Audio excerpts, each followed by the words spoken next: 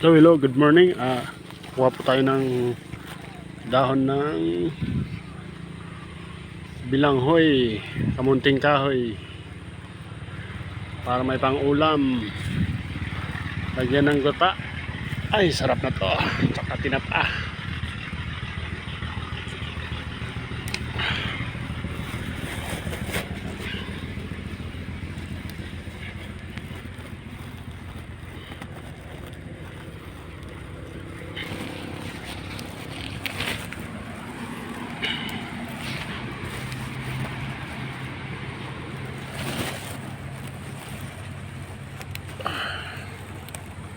Ito ang buhay probinsya.